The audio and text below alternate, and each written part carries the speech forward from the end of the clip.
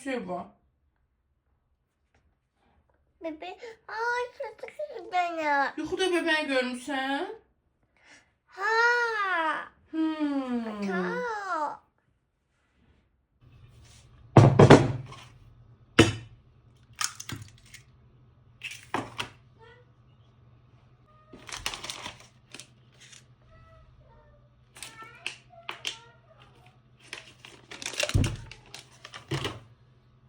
Aşağı.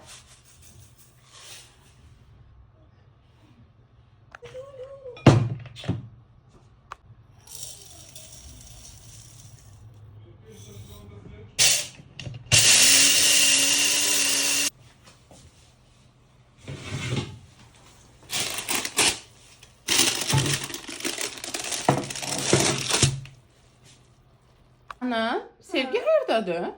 Ne? Nenegile gitti o. Ha, burada değil, burada değil. Orada değil. Yok. Ha. Elə bir burada nəsə var canım. Burada nəsə var. Ha, sənin ayağındır. Burada nəsə var elə bir ay canım. Da da da da. Ay canan, ay canan. Hanı bu Sevgi?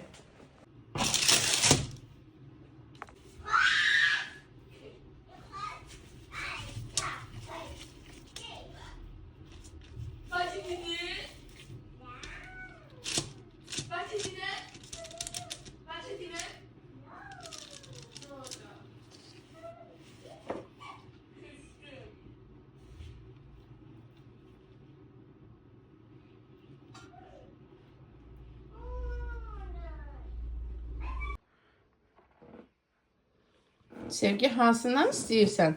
Bax, mama belə gözəl kökələr bişirmişəm. Çörək bişirmişəm, pizza. Hı? Hansından istəyirsən? Nə, hansından? Götür. Yumurta verim, bir dənə yumurta. Niyə yumurta yox? O, yaxşı, bir dənə pizza Sevgiyə.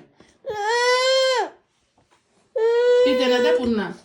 Sevgi, hara gedirsən? Otur, otur, yemədin axı.